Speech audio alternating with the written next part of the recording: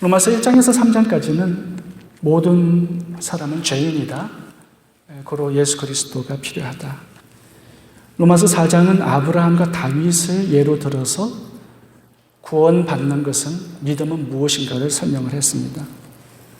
5장은 아담과 예수님을 예화로 왜 모든 사람은 죄인이고 또 모든 사람이 어떻게 의인이 되는가를 두 인물을 통해서 설명을 하고 있습니다.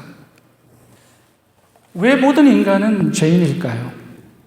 그리고 그 죄인은 어떻게 어렵다함을 받고 구원을 받을 수 있을까요?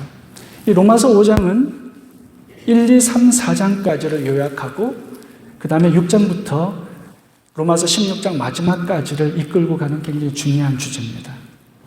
왜 사람은 죄인이고 어떻게 의롭다함을 받는가?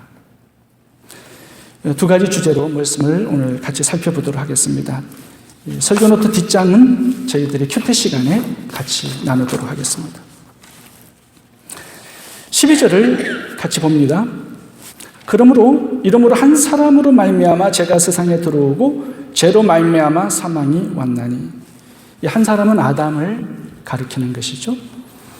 죄가 세상에 들어오고 선악과 따먹은 사건입니다. 사망이 왔나니, 창세기 2장 17절에 선악을 알게 하는 나무의 실과는 먹지 말라. 내가 먹는 날에는 정녕 죽으리라. 아담은 선악과를 따먹고 그 죄 때문에 죽게 되었습니다.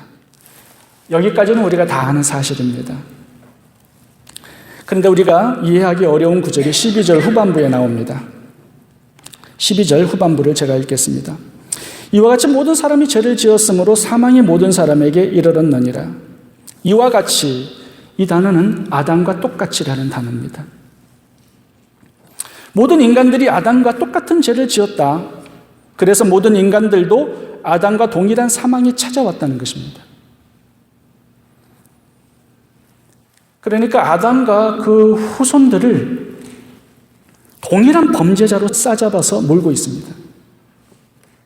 아담이 혼자 범죄했는데 온 인류가 다 범죄했다라고 결론을 이끌고 있습니다.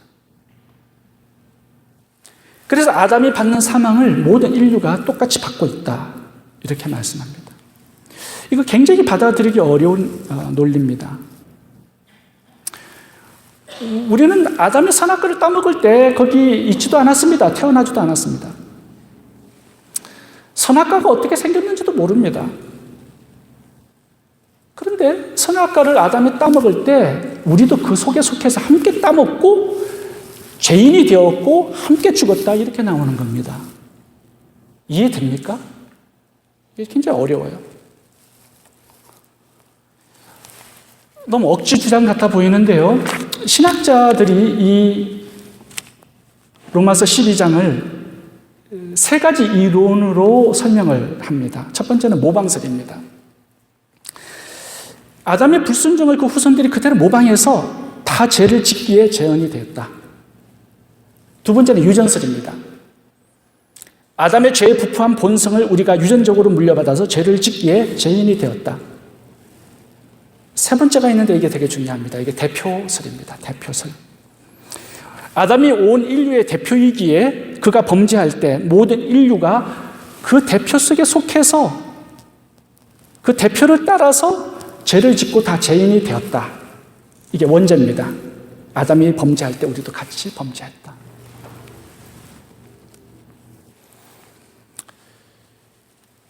이 대표설을 설명하고 있는 구절이 12절입니다. 근데 사실 성경을 이렇게 보면은 이 아담의 대표설과 우리 인류의 연대성을 설명하는 구절과 단어들이 오늘 본문에 세 번 나옵니다. 첫 번째로 12절을 한번 살펴보겠습니다. 이와 같이 모든 사람이 죄를 지었으므로, 여기 죄를 지었다, 이것을 헬라어 원어로 보시면 단순 과거 완료형입니다. 현재 죄를 짓는 게 아니라 미래에 지을 죄가 아니라 과거에 딱 한 번 지은 죄를 의미합니다.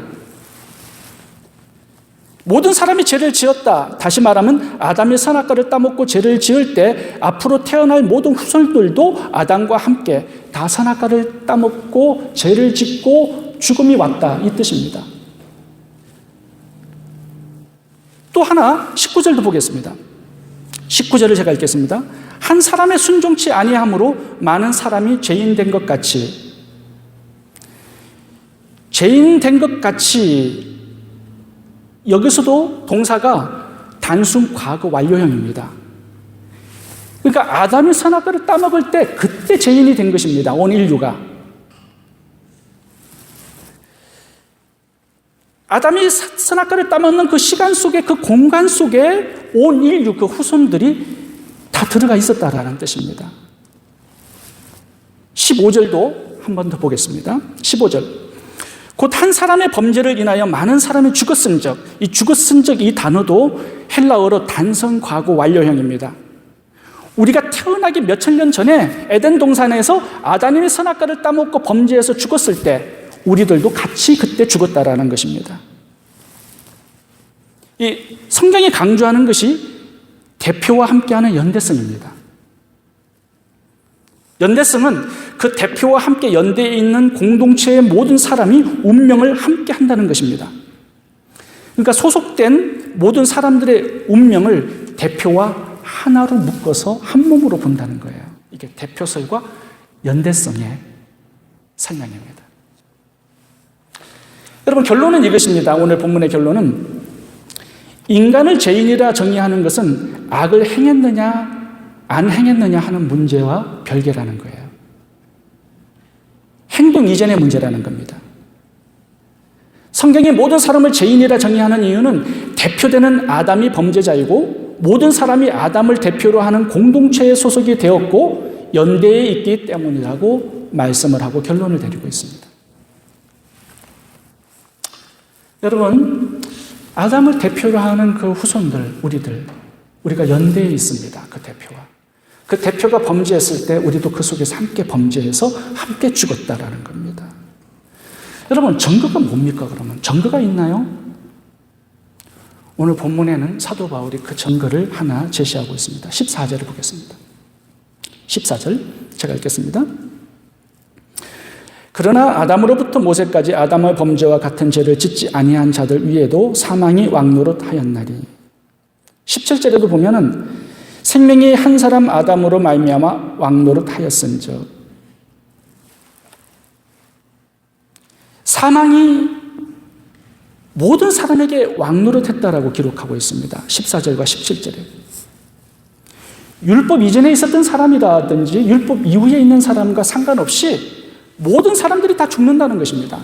죄의식을 가지고 있던, 죄의식을 가지고 없이 살았던 다 죽는다라는 거예요. 온 인류가.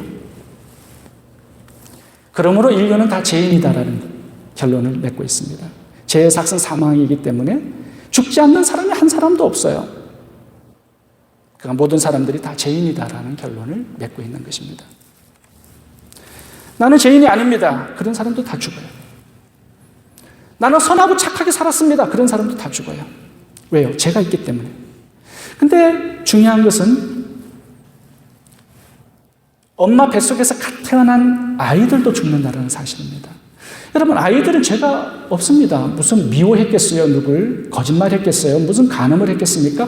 근데 갓 태어난 아이들도 죽습니다. 무슨 말이에요? 그 아이가 자기 죄 때문에 죽는 게 아니라 아담으로부터 받은 죄 때문에 죽는 거예요. 죄의 삭은 사망이기 때문에 죄 때문에 죽는다라는 겁니다. 영아도 죄인으로 출생을 한다라는 거죠. 이 대표성과 연대성의 이야기는 성경을 보시면 좀 더 이해하기가 쉽습니다. 노아의 아들 함이 있었는데 노아가 어느 날 포도주를 잔뜩 마시고 술을 먹고서는 벌거벗고 누워 있었습니다. 그 둘째 아들 함이 들어와서 아버지의 나체의 모습을 보고 그 형제들에게 조롱을 합니다. 나중에 노아가 깨어나서 그 사실을 알고 함을 저주합니다. 가나안은 그 형제들의 종의 종이 될지어다 하면서 저주를 내립니다. 그 후손들이 아프리카 사람들로 태어났습니다. 근데 함을 본 적도 없어요.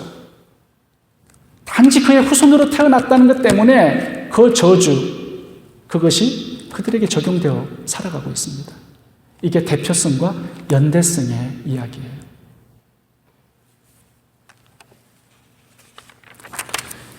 오래전에 소련이 한국에 30억 불을 빌려갔습니다. 소련 대통령이 차관 서류에 서명을 했습니다. 소련 사람들이, 그 이후에 태어난 사람들이 자기는 결정하지도 않았는데 빚쟁이로 태어난 거예요. 왜요? 소련 대통령이 대표로 사인을 했기 때문에. 이게 대표성과 연대성의 이야기입니다. 우리 대한민국의 빚쟁이로 빚을 30억 불을 갚아야 될 의무와 책임을 가지고 태어나는 겁니다. 마찬가지로 아담의 후손인 우리들은 아담이 지은 그 죄값, 그 사망을 우리도 가지고 태어난다라는 거예요. 우리의 결정과 상관이 없어요. 행위와 상관이 없어요. 이미 결정된 사실이다라는 것입니다. 언제? 아담 때, 선악과 따먹었을 때. 여러분, 비행기가 예를 들어서 대한항공이 파일럿으로 운전을 해갑니다. 한 350년이 타죠? 근데 비행사가 술을 잔뜩 먹는 알코올 중독자예요. 또 마약도 하면서 그 운전석에 앉아 있습니다.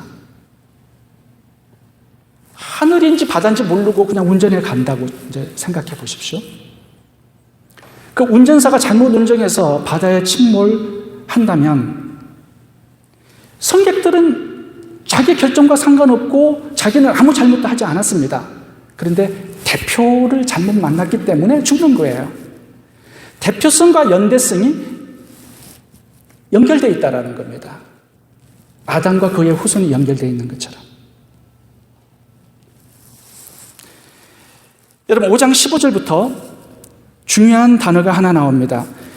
아담과 우리 사이가 독립된 것이 아니라 연결되었다라고 강조하면서 무려 7번 정도를 이렇게 말씀합니다. 15절, 한 사람의 범죄를 인하여 많은 사람이 죽었은즉. 16절, 심판은 한 사람을 인하여 정죄에 이르렀으나. 17절, 한 사람의 범죄를 인하여 사망이 왔고. 18절, 한 범죄로 많은 사람이 정죄에 이른 것 같이. 19절, 한 사람의 순종치 아니함으로 많은 사람이 죄인된 것 같이. 아담이 우리의 대표요, 우리는 그의 후손인 것을 거듭거듭 강조하고 있습니다. 아담이 우리의 대표라는 거예요. 그가 선악과 따먹고 죽었을 때 우리도 그 속에 함께 있어서 함께 선악과 따먹고 죽은 것입니다. 자, 그렇다면 두 번째 주제로 넘어와서 왜 하나님은 이 대표서를 원리와 법칙으로 만들어 두셨을까요? 왜? 이거 너무 억울한 이론입니다. 나와 상관없는 아담이 범죄에 죽었는데 나도 그 책임이 있다는 겁니다. 충분히 하나님께 따지고 항변할 수 있는데요. 하나님은 사랑의 하나님이십니다. 하나님께서 이 대표성의 원리와 연대성의 원리를 만들어 두신 이유가 있습니다. 아담을 대표로 하는 그 후손들을 형벌을 주기 위해서 그런 게 절대 아닙니다. 예수님을 대표로 받아들이고 믿는 사람들에게 엄청난 희소식, 축복을 주시기 위해서 이 대표성의 원리를 만들어 두신 것입니다. 죄인들이 예수님을 믿을 때 의롭게 되고 구원받는지를 설명하는데 이 대표설이 절대적으로 필요합니다. 14절을 보겠습니다. 아담은 오실자의 표상이라. 표상은 닮은 데가 있다라는 것입니다. 고린도전서 15장 45절에도 기록된 바 첫사람 아담은 산영이 되었다 한것 같이 마지막 아담은 살려주는 영이 되었느니라. 대표가 닮았다라는 겁니다. 아담도 대표고 예수님도 대표입니다.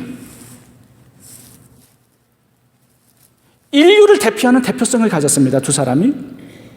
우리가 죄를 지어서 죄인이 된 것이 아닙니다. 아담이 죄를 짓자 그 후손들이 몽땅 다 죄인이 되었습니다. 아담이 대표이기 때문에.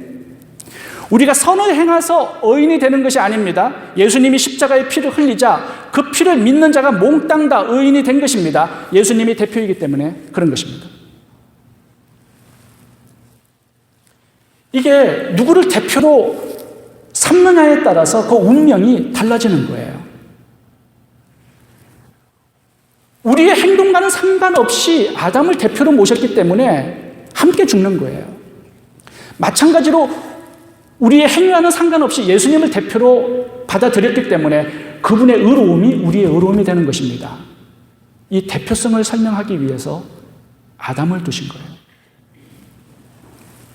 고린도전서 15장 22절입니다. 아담 안에서 모든 사람이 죽은 것 같이 그리스도 안에서 모든 사람이 삶을 얻으리라. 그래서 15절부터 다시 한번 뒤집습니다. 한 사람 아담이 불순종했는데 모든 사람이 죽었듯이 한 사람 예수 그리스도가 순종했는데 그를 대표로 받아들이는 사람은 거기에서 다 살아난다라는 겁니다. 그분의 의로움이 우리 의로움이 된다라는 거예요. 15절 한 사람 예수 그리스도의 은혜로 말미암은 17절 한 분 예수 그리스도로 말미암아 18절 의의 한 행동으로 말미암아 19절 한 사람의 순종하심으로 많은 사람이 의인이 되었느니라 21절 주 예수 그리스도로 말미암아 영생에 이르게 하려 함이니라. 여기서 대단히 중요한 원리가 뭐냐 하면 아담의 불순종이 온 인류의 불순종이 되었지만 예수님의 순종이 온 인류의 순종이 되었다는 것입니다. 예수님을 믿지 않으면 아담의 그 불순종이 나의 불순종이 되는 거예요. 그런데 예수님을 믿으면 그분의 순종이 나의 순종이 되는 것입니다. 그분의 의로움이 나의 의로움이 되는 것입니다.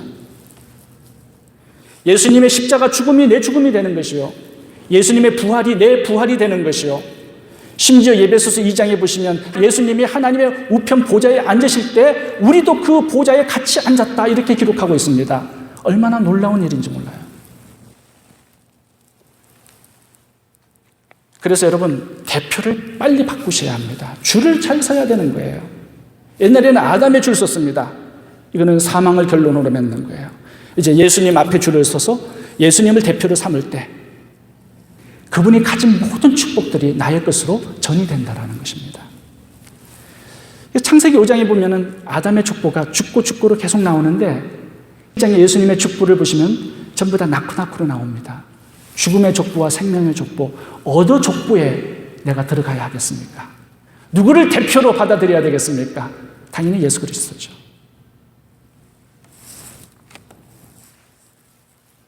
우리가 태어날 때부터 죄인된 것은 내 행위와 아무 상관이 없습니다.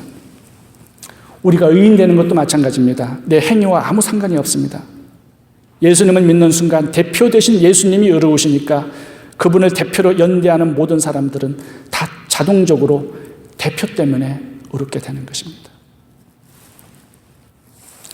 다윗이 골리앗과 싸움을 했을 때 다윗이 골리앗을 이겼을 때 그 이김은 그 승리는 이스라엘 전체의 승리가 되었습니다. 왜 그래요? 다윗이 대표였기 때문에 그렇습니다.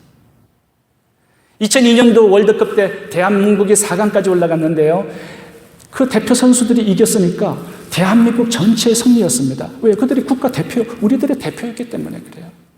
마찬가지로 예수님이 대표가 될 때 예수님의 승리는 우리의 승리가 되고 그분이 율법을 완전하게 순종하셨기 때문에 그분의 순종과 그 의로움이 우리의 것이 된다라는 것입니다. 이게 대표성과 연대성이 갖는 축복이에요. 마지막으로 하나 더 살펴보고 마치도록 하겠습니다. 우리가 대표를 바꾸면 바꾸어지는 것이 하나 있습니다. 17절과 21절을 같이 보도록 하겠습니다. 왕노릇이라는 단어가 굉장히 중요한 단어입니다. 17절입니다. 사망이 한 사람으로 말미암아 왕노릇 하였음즉 예수 그리스도로 말미암아 생명 안에서 왕노릇 하리로다. 사망이 왕노릇 했었고 예수 안에서는 생명이 왕노릇 한다라는 겁니다. 21절도 다시 봅니다. 제가 사망 안에서 왕노릇 한 것 같이 은혜도 또한 의로 말미암아 왕노릇 하며. 아담 안에서는 두 가지가 왕노릇해요. 죄와 사망입니다. 예수님 안에서는 예수님을 대표로 모시면 그 안에서 생명과 은혜가 왕노릇하는 인생이 시작이 된다라고 말씀을 하세요. 생명과 은혜가 나를 지배하고 통치하고 이끄는 인생이 된다라는 것입니다. 여러분, 먼저 생명을 한번 생각해 보도록 하겠습니다.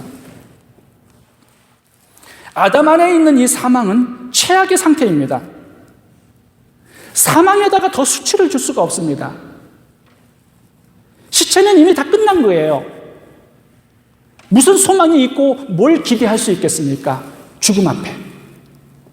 그러나 예수님 안에 들어오면 생명이 왕노릇하는데 그 생명은 무한대입니다. 끝이 없습니다. 영원합니다. 이 생명에만 넘침이 있고 풍성함이 있습니다. 사망은 끝났기 때문에 넘치지 않아요. 풍성하지 않습니다.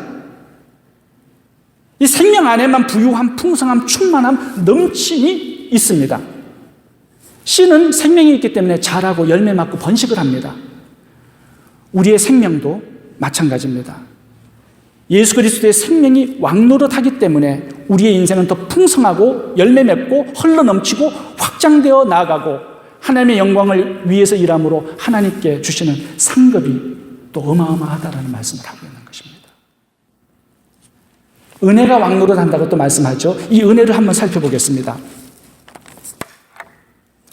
여러분, 10번 은사, 은혜, 선물이라는 단어를 반복하고 있습니다. 15절, 이 은사, 하나님의 은혜, 그리스도의 은혜, 선물. 16절, 이 선물은, 은사는 17절, 은혜와 의의 선물은 20절, 은혜.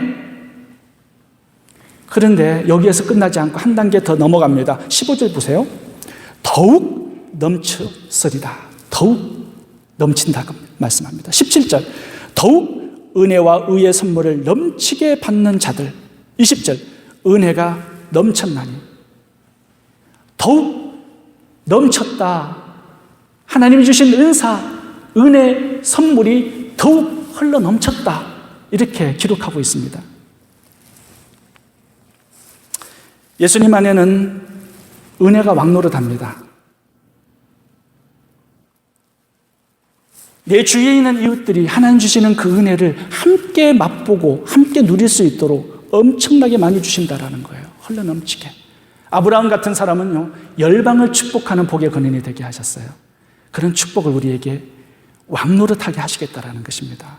측량할 수 없는 풍성함, 최상급의 축복, 슈퍼의 넘침, 홍수가 땅을 삼키는 그러한 넘침, 이게 우리들에게 주시는 축복이라고 말씀하세요. 제가 에베소서 1장 7절을 무척 좋아합니다. 우리가 그리스도 안에서 그의 은혜의 풍성함을 따라, 에베소서 3장 20절, 우리의 온갖 구하는 것이나 생각하는 것에 더 넘치도록 능히 하실 이에게. 누가복음 5장을 봐보시면 빈배로 나왔던 베드로에게 고기를 잡게 하시는데 그 물이 찢어지고 배가 두 배에 가득 차고 넘치게 물고기를 잡게 하셨습니다. 요한복음 2장에서는 가나 혼인잔치의 이야기가 나오는데 한두 병 포도주를 만들어 주신 게 아닙니다. 마당에 있는 돌 항아리 6개가 다 차고 넘치게 최상급의 포도주를 만들어 주셨습니다. 요한복음 6장도 가보세요. 오병이의 기적을 베푸셨는데 그냥 겨우 먹고 만족할 수 있는 분량이 아니었습니다. 배부르게 먹고 12광주리가 남는 풍성한 흘러 넘치는 축복을 주님께서 주셨습니다. 그래서 다윗은 이렇게 고백합니다. 주의 선하심과 인자하심이 정녕 나를 추적하리니 내 잔이 넘치나이다. 왜요? 주님의 생명과 은혜가 왕노릇하기 때문에 우리의 인생 가운데 이러한 주님의 은혜와 축복이 많은 사람들이 확인할 수 있도록 그렇게 하시겠다라는 것입니다. 여러분, 여기에 예수를 믿을 때, 예수님을 대표로 삼을 때 그와 연대한 모든 사람에게 주시는 축복이 더욱 넘치는 은혜, 은사, 선물이라고 밝히고 있습니다. 여러분, 이게 뭘까요? 여러분, 이거는 아담 이전에 선악과 따먹기 전에 그 상태로 돌아가는 것이 아닙니다.